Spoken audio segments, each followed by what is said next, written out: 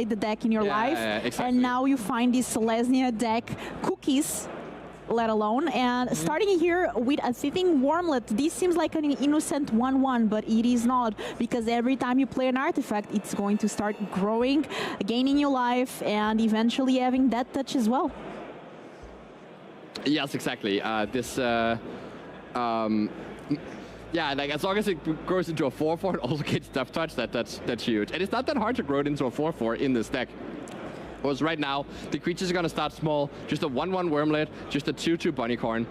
Voucher here, of course, the winner of the Arena Championship 6 at the end of last year and top 8ing the last regional championship here, has been playing Grand Prix since 2002 and is now, you know, seeing a bunch of success after all these hard years of work. And here we see the Sentinel of the Forgotten City making a map token. This will pump up the Bunnycorn to a 4/4. It'll pump up the Thieving Wormlet to a 2/2, and all of a sudden, Olga's, you know, early creature development are starting to get pretty scary. Yeah, I mean, this deck, it's, as you said, it seems like just an innocent Thieving Wormlet, an innocent Bunnycorn, but then they all grow a lot. Now, this Get Lost is interesting because it's going to make you 2 maps, so that's going to make your Bunnycorn even bigger. Yes, that's actually a huge Bunnycorn now. So Voodoo, of course, wanting to take the damage from that. Roche is going to gain life whenever an artifact enters the battlefield, and then it'll the Wormlet will then gain a counter the first time an artifact enters the battlefield as well. So these maps won't trigger the Wormlet. Exactly, since we already had... This is set up for a temporary lockdown, which he doesn't have. Oh, but it has split up. Split up is still pretty good here, clearing those 2 creatures, but Roche is still left with all these map tokens. And if he needs to find a way, you know, like he doesn't even need, you know, any Google Maps or so for navigation. The map's already available. This Sentinel bringing even another one. No, I will... It doesn't matter that the Sentinel is of the Forgotten City, because we have all the maps to find. Yes, exactly, yeah. No, Roche knows where the Forgotten City is. Like, yes. he has the maps leading him there. And we see this Tough Cookie going into the graveyard. I think the second copy already in his hand here. So... the Sentinel is actually another threat. Like, it is bigger than the Lightning Strikes and the Braids. Yeah, it's a 4/5 already. Can't get hit by temporary lockdown, so it does dodge like some amount of the control tools from Wouter. And also, it can outsize the 4/5 blockers like Beza and Shiko. Definitely, and here we see Roach draw a card. That's another untapped land. Now you can play this Tough Cookie, and it can turn these map tokens into 4/4s. So this is actually a huge attack coming in. Wouter can use a Braid here to get rid of that Tough Cookie, but I think he actually has a Meringue River Regent, and I think he might just be looking to draw some cards here, take 8 damage down to 5 life, and just try to control the game from there. Oh, no, has to use the Braid on the map token. I think Wouter's plan now actually is to play that Meringue River Region on turn 6 and try to control the board with that one. And now that Roche has 2 creatures in play, you can play the Beza and stabilize the board with some fish tokens. Yeah, some fish tokens, some life, perhaps card draw, I'm not sure. No, probably not card draw. Yeah, there's only 1 card in Roche's hand, and that's actually is the Shelter by Ghost. So I wonder if Roche is going to go ahead and just clear that Beza with the Shelter by Ghost, or if he's going to try and use the map tokens to make the Sentinel bigger than Beza here, because it is quite risky to use a Shelter here, especially if you use it on Beza, so that if Wouter has an answer to it, like the Meringue River Regent, can get right back. Of course, you also give War to your creature, so it all may be fine. Okay, so we see here, this is a Sentinel attacking as a 5/5. The Tough Cookie has a 2/2, and Tough Cookie animating the food token, attacking as a 4/4. That's a lot of attacks. And the Sentinel also has lifelink. Exactly, yeah, and brings it with it another map token. Still 4 maps in play here, and a massive attack. I wonder if Wouter is trying to just chump block these 2 creatures. I actually even wonder if this... oh yeah, you could double block the Tough Cookie, getting rid of that threat, still taking a huge chunk of damage, 9 damage coming in with these creatures. And this Meringue River Region, it's a powerful card, but now the Sentinel has Ward, you can't bounce that. You can bounce the Shelter by Ghost, but that doesn't even sound like a good idea. So I wonder what Wouter is even trying to do, because this Sentinel, you could just crack some map tokens on it and grow it to outsize the river region. I believe there's a split up in end from Wouter. Oh, that would actually be a good draw here. If you could just split up here and get your base down. Oh no, it's get lost. Get lost works too. You just pay the ward and you're fine. Yeah. Of course, giving Roche even more map tokens, 6 maps, means that any creature he draws is going to be scary.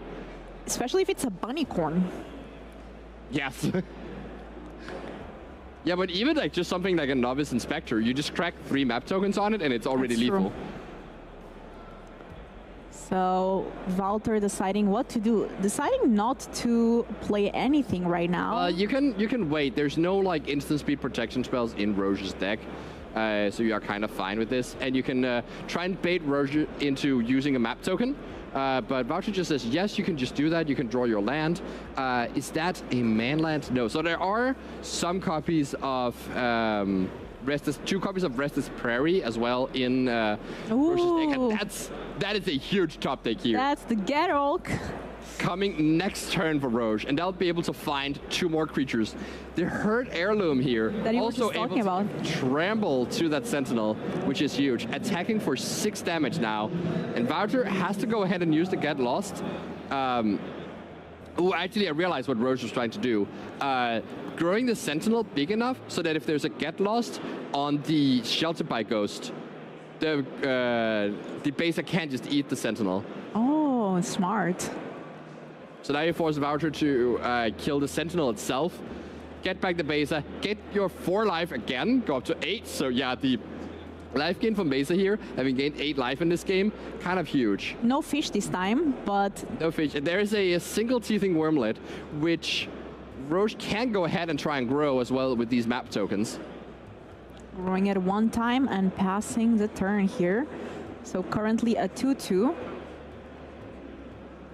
I actually wonder if Roche was supposed to use even another map here, because that means the GearHulk next turn will grow it into a 4/4 Death Touch, so you can attack through the Besa. But of course, you're also putting a lot of faith into that one Wormlet, and if Wouter does have an answer like a Lightning Helix, for instance, you do lose out on those map tokens. 6 mana. Let's tap out. Let's play that dragon, and we can bounce some things. It's bouncing the food token and the Wormlet, not the map token. Also 6/7, right? So pretty big stats there for this dragon. But this GearHulk is gonna come down here and get, it can get 2 copies of Duskrose Reliquary, which will just be 1 mana answers to both of these creatures. So actually what Roche can do here is play out the Wormlet, play out the GearHulk, and get rid of both creatures. I think it might be better to just get rid of the Meringue River Regent and get like a Novice Inspector. So you only fetch 1 Duskrose Reliquary and a Novice Inspector. I think that will be better, so you have a little bit of a rebuild in case Wouter has a sweeper following this up. And I don't think you care that much about the base deck, because it's just a measly 4/5, which is going to be smaller than your creatures. Oh, this is even better. Oh, there's Avaspur boots in this deck list. And why does Roche here wants to play the boots? So this gives haste to the GearHulk, and now you can play the Duskrose Reliquary, take out this Meringue River Regent, and now you're attacking with the GearHulk, which is a 5/4 first strike trample. So the base deck couldn't even block it, even if it hadn't attacked. And yeah, now Wouter down to 3 life, and anything Roche plays can get haste as well through those boots. And there's just a Lightning Helix in his hand. So he's in a lot of trouble at this point, especially with the Heirloom, giving the GearHulk ability to, if it hits Wouter, there's going to be life gain for Roche. So I think we're going to see a map being cracked here, just making sure that it's lethal even through a Lightning Helix. Didn't hit a spell, so no counter on that GearHulk. Playing a land there. And a second Herd Heirloom. So, so now Roche says, if this thing hits you, you will you'll take lethal damage, and then I'll draw 2 cards. But Wouter just announces, yeah, I'm just going to chump block with this Besa. The first strike on this GearHulk coming in clutch, and yeah. Maybe Roche is supposed to play out this Teething Wormlet, or maybe is supposed to wait on it, just in case that there is, like, even like a temporary lockdown would be kind of problematic here, because it will free up the River Regent. And that is an answer. Removal there. So that actually works, right? You can use Get Lost on that, and then you can use your Lightning Helix on the Wormlet. So Voucher is in an okay position now, and that's a dead draw here. These Sheltered by Ghost that you need to play in this deck, there's 2 copies in the main deck for Roche. They don't, like, they're not here for this matchup. They're here to deal with, to deal with Mono Red. They increase your win rate in that matchup by a lot, having access to them. But it also means that when you play against stuff like Jeskai Control, they're going to be pretty bad cards. What about the land that becomes a creature? Is that available to No, Roche? the Restless Prairie is not being drawn here. And yeah, we see the Lightning Helix take care of this. So there's still a lot of good top decks in Roche's deck, and Voucher is completely out of cards. So he needs to top deck something good. Oh, I think, is that a Jeskai Revelation? I think that's a Jeskai Revelation. That would be insane. That's the best possible top deck. He has 7 lands. It's an instant. Return target spell or permanent to its owner's hand. Deal 4 damage to any target. Create 2 monks with prowess. Draw 2 cards. Gain 4 life. That is massive. And even this Sentinel is going to die. Oh no. This Jeskai Revelation. What a huge update from Bowser. That's insane. And Roche, like, I cannot believe this is happening right now. But so kill your Sentinel. Bounce your map token. I get 2 monks and I draw 2 cards. Seems good. Wow. What a massive card. Just a one-off in Voucher's deck. Absolutely perfect top deck in this scenario. I mean, they are in the deck to be drawn and to win games. It's for this exact situation. And this is the power of Jeskai Control. Look how far behind Voucher was. He has to chub block with a base set. I think it's your fault, Simon, because you wanted fireworks and now you're getting fireworks here. Yes. Stock up. I mean, we already know. I create the chaos and I live in it.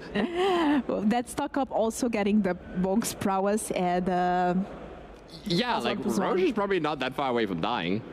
Yeah, at this point things are swinging quite fast. You heard heirlooms certainly don't look great at this point in the game, just being extra mana sources and with no creatures to be able to give trample to. Of course, again, there's a lot of good top decks available to Roche, but they are slimming by the minute as Voucher is finding more and more answers. I think there's a Lightning Helix in hand here. Still, a Bunnycorn off the top would dodge the Lightning Helix. 4 damage being dealt by Voucher there, and putting Roche down. Oh, maybe there was a Power Trigger missed. I don't know. Maybe we weren't clear. Oh, that is the Bunnycorn! Oh, and that gets trample, right? Yes. So you equip it with the Lava Spirit Boots. That means it's going to be a 6/5, and then you give it trample. So of course Voucher doesn't die to this interaction here, but even the Sheltered by Ghost puts it up to 8, so that's still not lethal. But you can use the heirlooms to make the bunny draw 2 more cards. Wow. This is incredible. We love the bunnies. All ins. And yeah, I do like Roche's play here to not play out the Sheltered by Ghost.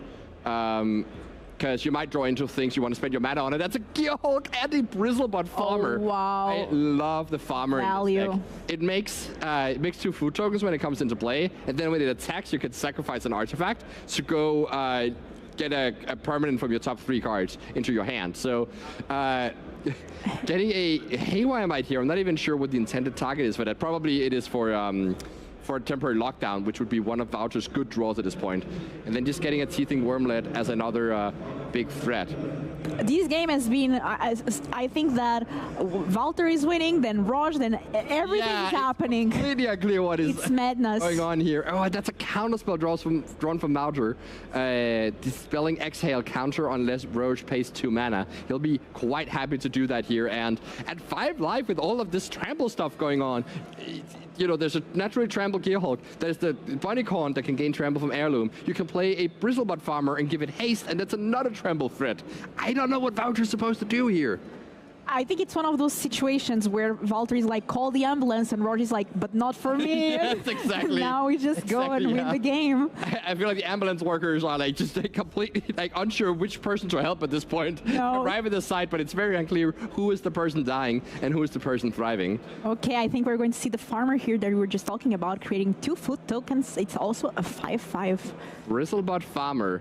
What a card here. That's actually also one we found playtesting for the last Pro Tour, working so well in this deck. And Voucher says, can you pay 2 mana, please? Just out of respect. And Rose says, yeah, sure, whatever, I have Plenty. I don't even care. Can then go ahead and put those lava spur boots on that farmer here and attacking with all of these trample creatures. Just a couple 2/2 prowess monks here. They can grow up to 3/3. Voucher can go up to 8 life with this lightning helix. I don't think it's enough. I haven't done the math, but it feels like it's not enough. Let's see. That bunny is giant. Oh yeah, we see the trigger resolve even from the Bristlebot farmer. Mill 3 cards, put one of them into your hand. A permanent card. Oh no. I think Roche just milled over a sideboard card. What is happening in this game? I don't know. That is the that's the the heritage reclamation that is in Roche's sideboard, which apparently was a classic mistake that you might make to forget to put it in. I think there was a Warden of the Inner Sky that should have been in his deck instead of that heritage reclamation. This sometimes happens when you sideboard, of course, in the last game you played, and then you have to, at the start of your next round, bring it back to the main deck you registered. But sometimes you forget a card, you miss something, and you actually end up presenting a deck that isn't the one you registered. So this is a problem in the sense that Roche was playing with essentially an illegal deck. It hasn't mattered until this point. It won't matter right now. But it is up to the judge's discretion to just figure out if there's actually any advantage gained, or if we can just swap the cards and keep playing on, giving Roche a warning. Let's see what the judge decides. I mean, it is such a funny moment because it's like attacking for lethal. Back in the day, this would actually be a game loss for Roche. Like no questions asked. This is not the case anymore. There would be a tragic end to this situation here. But if the judges determine that there's like too much of an advantage gained, let's say that Roche has drawn, if there's like more cards that we figure out that are missing, maybe some of the sideboard cards that are important in the matchup, like let's say like he also has another Sheltered by the Ghost in his deck, and he's drawn 2 copies of these. Yeah, true. This is not a matchup where it's good in, but if it had been, you could see the issue with actually being more likely to draw your card mattering. In this case, the judge just decides, yeah, okay, it's not that big of a deal. You can just switch out your sideboards. You can resolve your lethal attack. And of course, Roche will receive a warning for decklist error, but we move on here, and this is not that big of a deal. Yeah, looks like we keep on moving and attacking here. Does Walter if something, or is this going to be the end of the game? So give trample to that bunny, and that's an attack for, so that's 8, 14, 18. Yes, so this is 18 trample damage. Voucher goes up to 8 and prevents 6 of the damage with his prowess creatures. But yeah, that's still not enough to keep him alive. He's still 12 damage coming through here. Yeah, so counting how many permanents are there for the bunny. And that's game. Wow. Selesnya GearHulk taking game 1 here, and I must say this was a high emotion game. What a fun game. Now, again, Simon, I'm blaming you for asking for these firework games, and we definitely got it. Didn't you enjoy this too? I did. I'll have to admit, I liked it. I like the chaos, I will admit, Simon. So we are going to have a game 2 now, yes, with sideboards. So let's talk about the sideboard. What are players bringing in here after this game? Yes. So from the GearHulk side here, there are a couple options. The main ones are 2 copies of Invasion of Gobakhan, coming in as protection against sweepers. One of the big issues with this deck is that it is relatively weak to sweepers because you are trying to expend so much on the board at the same time. So so an easy swap could be cutting 2 copies of Sheltered by Ghost and adding 2 copies of Invasion of Gobakhan. Other than that, we actually don't see that much else from this deck. We see 1 copy of Twist and Turns. If a creature you control would explore, instead scry 1, then that creature explores. And if you control 7 or more lands, it turns into a land that will that can look at the top 4 cards and reveal creatures. Okay, so I think Twist and Turns also comes in. This is a convoluted card draw effect, but essentially it's a 1-mana enchantment that can turn into a land that is similar to Search for Azcanta we've seen many years ago, but instead of looking for non-creature spells, you can pay 4 mana, tap that land, and find a creature to put into your hand. So it's quite of a non-interactable card for the Jeskai deck. As soon as it transforms, there's no way for the Jeskai deck to get rid of the land, and there'll be a continuous stream of card advantage for Roche here. Just a single copy though, so we'll see if that comes up. And on the other side, yes, so the issue with the Jeskai deck is that its anti-aggro tools are based on the red decks. So it has stuff like Authority of the Consuls and like the Will Live Leeches against the Pixie decks. And it has Ghost Vacuum against the Oculus decks. It doesn't actually have that many relevant things here. Like there's 2 copies of Negate. Like all of these cards don't really do much. But there are 2 copies of Tishiana's Tidebinder. This can counter a trigger from GearHulk. It could be quite important. And then there are 2 copies of Destroy Evil. This one quite nice at dealing with the big boys coming in from Roche. I do actually think though that Wouter doesn't need to sideboard that much anyways. His deck is like, he doesn't really have any bad cards in his main deck anyways, so it's not that big of a deal that he can't quite sideboard that much. I'm excited to see how this game 2 is going to play out. As a reminder, we are in round 5 of this tournament, the regional championship in Bologna. We have 8 rounds today. Players with 18 points or better will advance into day 2, where things start getting really exciting.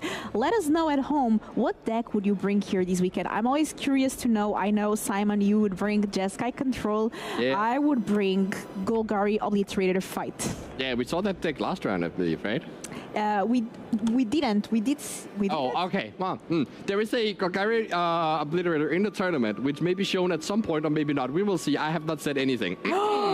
Don't do this to me, Simon. I hope so. I love that deck. But yeah, I mean, a lot of exciting decks here all weekend long, and I cannot wait to see more archetypes. And I really liked seeing that mono white token deck, for example, emerge. That was fun. And good. Now we have the Selesnya GearHulk as well. We had a mono black deck as well, Demons. We have the Orzhov discard. So a lot of interesting things this weekend. Yes, I mean, we saw the other category being like basically as large as the most popular deck in the field. 16% of the field playing decks outside of the top 10 most popular. And that leads to decks like the, mono-white tokens, this green-white GearHulk deck that looks just so beautiful here. Bunch of big creatures slamming in. I'm curious. I mean, that's not beautiful. I'm sorry. I'm a control mage, and I do not like creatures. I'm curious to see how that deck would play off against our prowess decks that we see here this weekend, being quite represented. One thing that I also really like is when Frank starts analyzing what's the most played card from Tarkir, what's the most played sideboard card. So hopefully we'll have some fun segments throughout the weekend to discover Frank more. Had me guess what the most played card in the field is. And it took me like 10 guesses before I got there. Really? Yeah. Is it a land? It is not intuitive. No, Mountain is the most popular card, but okay, not so counting basic lands. Mm-hmm. It's a non-intuitive card. Yeah, you can guess yourself in chat too. Write your guess. What is the most played cards between main deck and sideboards, non-basic land card in this tournament? Stock up? Yeah. No. That's number 3. Okay, not too bad. Okay, Simon, not I won't reveal bad. any more, though. I won't reveal any more, because that is Frank's segment coming up at some point. Maybe tomorrow. We'll leave it as a little, you can guess, and then you have to stay throughout the stream and discover the answer, because I also don't know. Have to rediscover the way. Very interesting choices by Tweet Chat and YouTube, so exciting to see tomorrow what's going to be. Players getting ready here for game 2 now. Jeskai Control by Walter on the play. Starting off, so I really like in the standard format how the 3-color decks mana bases operate. Because you could choose to either do the pain lands and fast lands, or you can choose to do surveil lands and verges. And it's really nice that depending on whether you're an aggro deck or a more defensive deck, you can go either way. So we see the domain overlords in this Jeskai Control deck choosing to go with the verges and surveil lands path, whereas decks like the Jeskai Oculus deck is only fast lands and pain lands. It's quite nice to have different selections of types of lands that work well in different decks. And we have things starting here for our Selesnya GearHulk player already. that Novice Inspector being removed with the Lightning Helix. That never feels good if you have to spend a removal spell on this Novice Inspector. But this speaks to Voucher's hand not being very heavy on sweepers and just wanting to clear away troublesome things that can get better later. I see a 3 steps ahead in Voucher's hand, can line that up quite beautifully with that Sentinel of the Forgotten City. Always 3 steps ahead, and now we are going to have here another turn 3 play, and this is a new card, right? Rediscover the way. So this card lets you look at the top 3 and put 1 into your hand. There's that the Jeskai revelation that was so good for Voucher last game, almost won him the game, but instead puts an Abrade in hand, I believe that was. Next turn, whoa, Voucher is fiddling with the fabric of reality here, putting ripples throughout the whole feature match area. This reveals to the audience that we do not have a table that just looks like this. Yeah, I'm sorry you had to see that, but the show must go on. Yeah, the show must go on, and Walter playing land for the turn. Now we have Roger's turn. 4 mana available, 5 if we count with that Ram spell that only works with creatures. Plenty of options too. Actually, I really like that Roche had 4 mana last turn through that heirloom and could play the GearHulk last turn, but decided not to into Voucher's counter magic. And now Voucher's tapped out, can go for that GearHulk, has to decide which land to leave untapped. Of course, just leaving a green-white land untapped, and going to get maybe just some more card advantage, maybe some more Novice Inspectors. Or the Lava Spur Boots, yeah, that we saw do so well last time. We see also the Haywire Might being put a bit aside, maybe thinking about choosing it. It's not the best spot for Haywire Might though, because Temporary Lockdown isn't really a threat against Roger's hand at the moment. So, but I do like this, because this is saying that if there is a big creature like a Shiko or something from Voucher now, you can actually clear it out for just 1 mana, or even better, the Meringue River Regent, which actually as a 6/5 is big enough to be threatening. And I like not getting the Novice Inspector when you have another one anyways to follow up. So these 2 Clue tokens, they're not relevant right now, but as we go later in the game, these will keep the gas flowing for Roche. More value from that enchantment here, from the Saga. We see Beza and stock up. So which direction does Voucher want to go here? The Beza does a good job of stabilizing here, but there is no 5th land. So Voucher might just want to take the land here and guarantee the land drops and try to use the answers. Like you can abrade the GearHulk because it is an artifact creature, and you can, and then you can get lost something else later. So there is. Voucher's not really in trouble if he just takes the land and doesn't have the Beza. Issue is if he plays the Beza, gets the fish, of course, yes, that's good, but then the Lava Spread Boots will put that GearHulk as a 5/4 and they'll actually attack through your Beza and then draw a card of the heirloom. So that would actually be a dangerous scenario.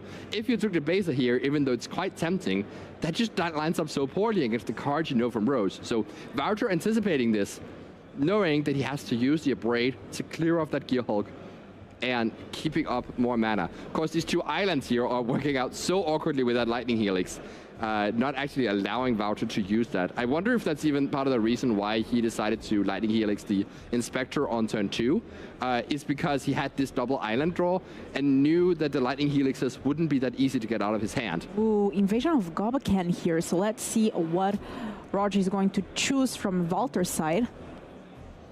Yeah, and Voucher has an option now to like spend the cards at this moment. Of course, you can't kill the invasion because it is a battle and you have no ways to interact with battles.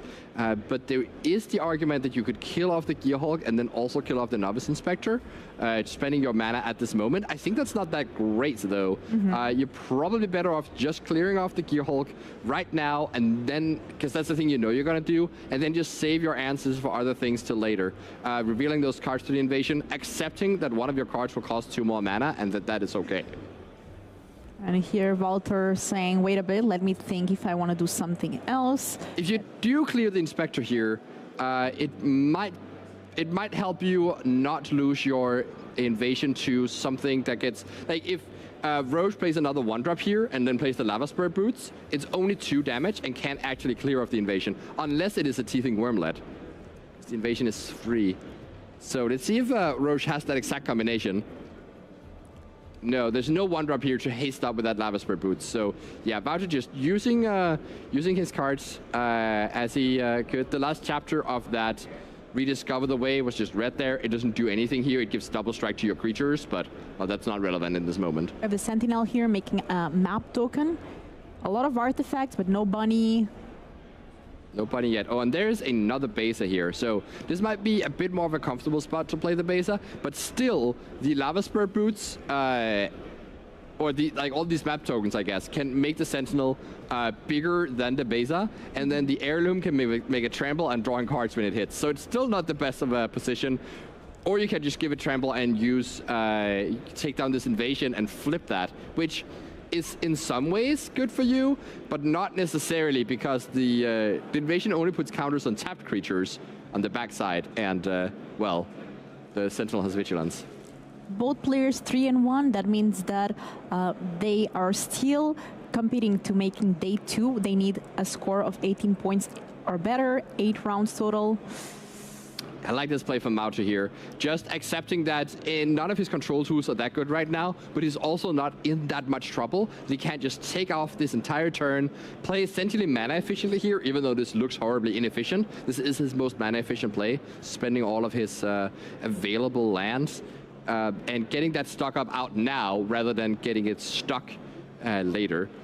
So you can take, there's even 2 copies of Shiko there. Voucher could just grab both of those and just use those to try and outgrind Roche's position. You could also grab 1 Shiko and maybe something else. I don't know if that was a land, just setting up for future positions. But I do like the Shiko here. That is my boy, that's my friend. You know? Shiko-wise, they never lie. And yeah, it was a land there. Here for the turn. Okay, so we're going to start, like, if Roche can get this Sentinel up to 4 power, we can see this Heirloom target it and make it... Oh, wait, what is that card? Good question. So this is an alternative art card. Oh, this is a scrap... I see. This is incredibly good. So that's the Scrap Shooter. So it's a free mana 4/4. From Bloomberg. Yeah, that... that Roche just slammed down, played the boots, gave it haste, attacked down 5 damage to Voucher, actually, and the Sentinel clearing up that invasion, and now gets to put counters on... What does the Sentinel have? 2 counters? From what? Maybe the map tokens, or just 1 counter. Yeah, I don't know what the what the first counter came from. Maybe there was a map that was being cracked and we just missed that. Or maybe, no, it's each creature that has attacked this turn, right? Yeah. I think that's what it says, yeah. Okay, so that actually does work with the Sentinel. And yeah, now, that was an incredibly fast play turn by Vouch, but essentially, the Scrap Shooter is a 3 mana 4/4 with no text. It can come into play and kill an enchantment artifact from Voucher. There's no such thing. It's just there to be a big boy. And it's like a raccoon as well. We like all these animals from Bloomburrow. We've seen fishes, we've seen mouse, now we're seeing the raccoons showing up. Not the biggest player in Standard at the moment, but it is here. And that flipped Invasion of Gokpakan, pretty good as well, making a lot of pressure, but it's Shiko getting that stock up back. Yeah, the interaction that we see over and over again. I think actually from Voucher, I think I might have liked to get the Rediscover the Way instead. You don't get look at as many cards right now, but so if you're looking for something very specific that's going to help you at this moment, it might be better. But the Rediscover the Way giving double strike to Shiko can actually help you get out of this position, because you are dying and you might need to turn the game around and find lethal instead of focusing on survival.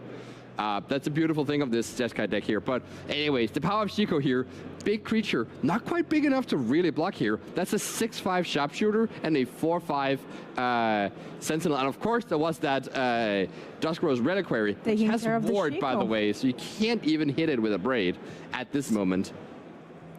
We have that Novice Inspector, but looking like tapping a wrong land here, correcting it. Yeah, it's not that big of a deal, because I believe that Roche is just going to use the Forest to equip the Lava Spur Boots here. Exactly as you said, equipping the Novice Inspector here. So that's an attack for 11 at this moment. If Wouter has nothing, I believe Wouter must have some sort of interaction here. Maybe just a lightning helix, and he can't even use that because of the ward that the lava spur boots give. So yeah, this is just an attack for 11, putting Wouter down to 6, activating the heirloom to draw a card when the scrap shooter hits.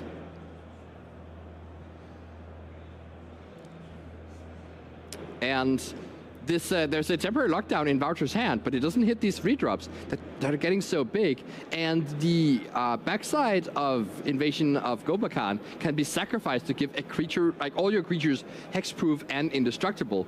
So Wouter needs even more removal spells to deal with this board, and this is just so much damage. I really love how this Selesnya GearHulk deck's creature sizing is matching up against Jeskai control.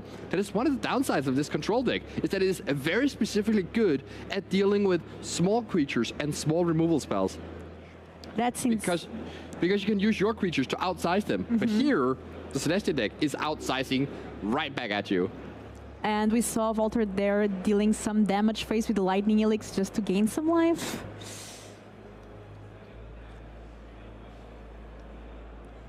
Now, let's see if he's able to do something to come back from this game. It's quite a desperation mode when you have to use your temporary use your lightning helix just to gain life, and the temporary lockdown just to clear a 1-drop. Alongside, of course, clearing the light shield array. The backside of Invasion of Gobakhan. Yeah, all the clues, the heirloom.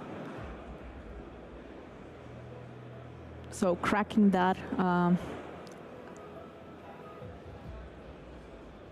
that resolves. Getting the Shiko back. Right, that is an ability of the lockdown that is actually quite important here. So getting Shiko down, and now you can use... Actually, you don't even have that much. You can just play the Rediscover the Way and try to use this to find some sort of answer to the situation. So there it is, the Rediscover the Way. And let's see what Wouter can find.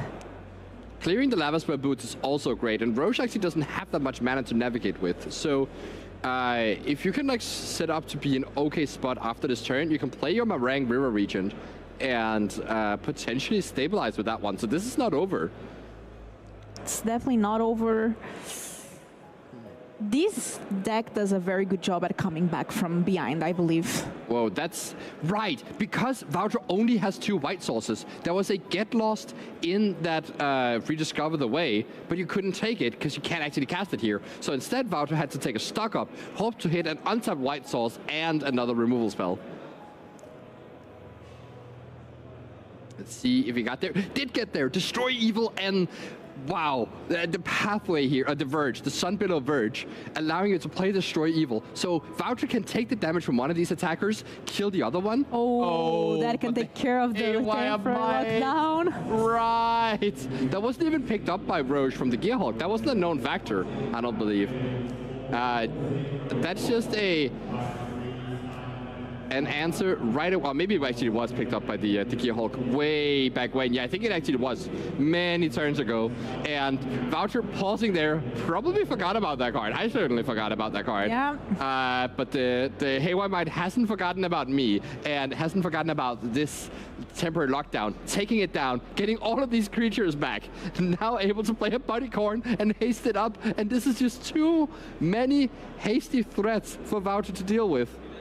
That is true. I mean, Wouter here, considering where to use the removal spell, but... It doesn't matter. However way you slice it, it's just going to be lethal. And that Haywire Mike takes the game for Roche here with a beautiful Lava Spur Boots completely overperforming into this control matchup, making Wouter's options just shrink so much. And yeah, what a nice deck. I mean, I kind of want to just hop on Arena and play that right now. I mean, after I'm done playing my control matches. Of course, of course. So congratulations here to Roche, advancing now 4-1 and this round number 5. And this round number 5 was a very